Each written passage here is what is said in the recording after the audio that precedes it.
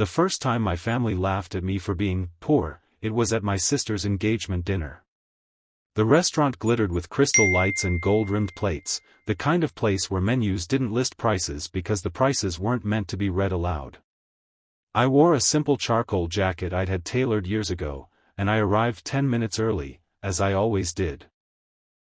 I sat at the edge of the long table while everyone else arrived in waves of perfume and loud affection, their phones flashing like small suns as they documented the night. My mother kissed my cheek and immediately frowned at my shoes. "You could have borrowed something better," she said softly, but not softly enough. My aunt's laugh followed, quick and sharp. "He's always been like this." "Minimalist," she said, rolling the word as if it were a joke. Someone else chimed in, "My cousin, I think." "Minimalist is just a polite way to say broke." They laughed. I smiled. I always smiled. It wasn't new. Since I moved back to the city and took a job that didn't have a shiny title, my family had decided I'd fallen behind. My sister, Layla, had flourished in their eyes. She was radiant that night, a quiet glow beneath her satin dress, her engagement ring catching the light whenever she moved her hand. She deserved happiness. She'd worked hard, and she loved deeply. I loved her for that, even if she sometimes forgot to look up. Her fiancé, Daniel, was everything my family admired: polished, successful, confident without being loud. He shook my hand firmly and asked about my work, listened when I answered, nodded thoughtfully. He didn't laugh when someone joked about my budget lifestyle. He didn't join in at all. The jokes kept coming as the appetizers arrived. My uncle leaned over and said, "So, when are you going to stop playing humble and actually make some money?" Another voice added, "Don't worry, we'll cover your share tonight." I tried to wave it off, but the words landed like pebbles in my chest. Chest, small, persistent, accumulating weight. I reminded myself why I'd come. I was there for Layla. I was there because family mattered, even when they forgot how to be gentle. I was there because kindness didn't have conditions. Halfway through dinner, the conversation turned to travel. My cousin bragged about first-class flights and hotel suites with private butlers. My aunt described a villa she'd rented for a weekend, emphasizing the infinity pool as if it were a moral achievement.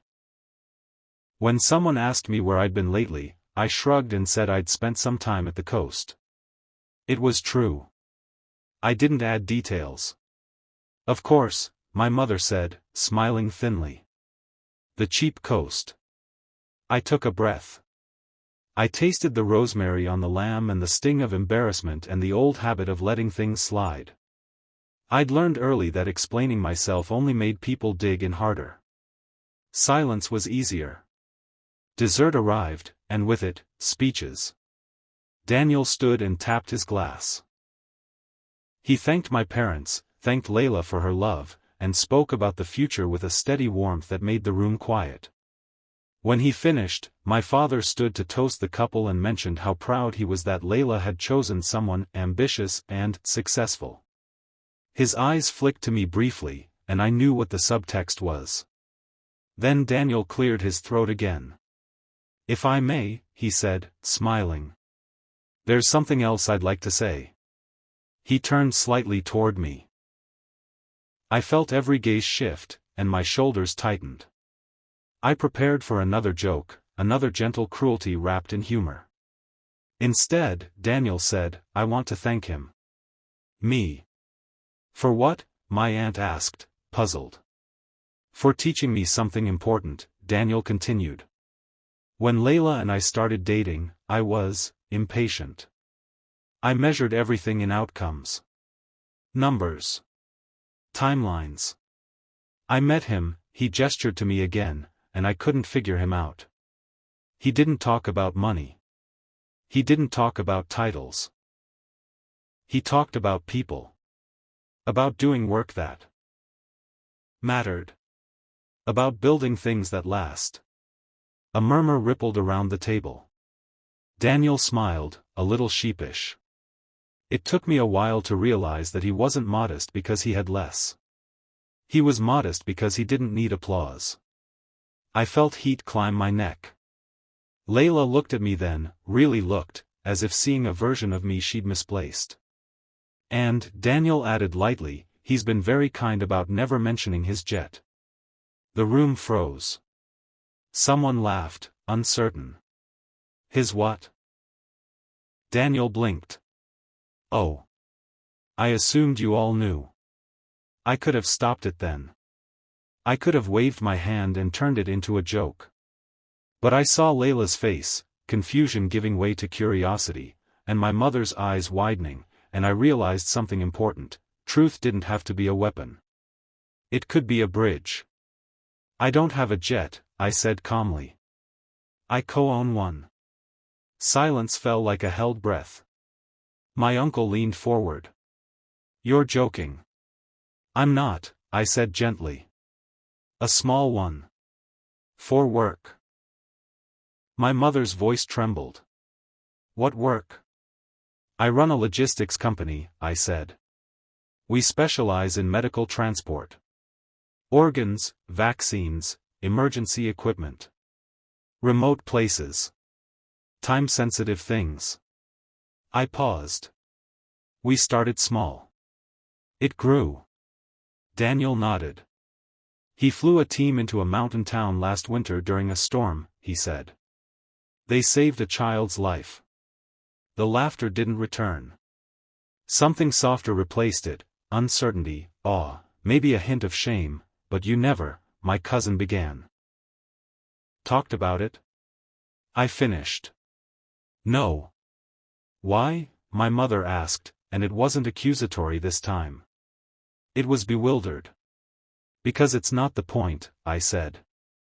And because I didn't want it to change how you see me. I realized, as I said it, that the words were only half true. I hadn't wanted to change how they saw me, yes, but I also hadn't wanted to change how I saw myself. The rest of the night moved differently. Questions came, but they were careful now. People asked about the work. About the challenges, about the impact. I answered honestly, without embellishment. When someone apologized, awkwardly, quickly, I accepted it. Not because I needed the apology, but because offering forgiveness felt like opening a window in a stuffy room. After dinner, Layla pulled me aside. Her eyes were bright, her voice thick. Why didn't you tell me? She asked. I didn't think it mattered, I said. I wanted you to know me, not my balance sheet. She hugged me tightly. I'm sorry, she whispered. I should have known better. It's okay, I said, and meant it. Later, as we waited for cars, my mother stood next to me in the cool night air. I worried about you, she said. I thought you were struggling. I was, I said. Just not financially. She nodded slowly. I see that now. In the weeks that followed, things shifted, not dramatically, not all at once, but enough to feel. Invitations came with fewer jokes attached.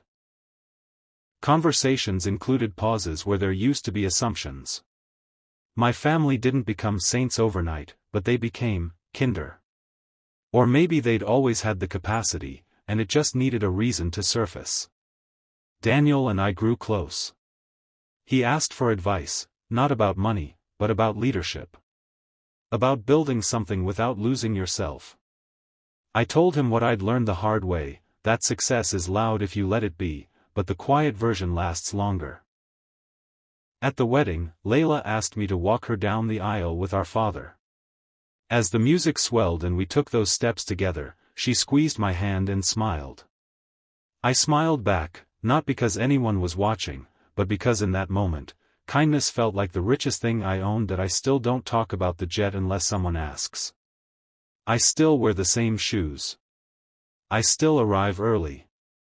The difference is that now, when my family looks at me, they see more than what I lack. And when I look at them, I see people learning, slowly, imperfectly, that worth isn't measured by noise. The night taught me something I carry quietly: you don't have to prove your value to be valuable, and you don't have to humiliate others to stand tall.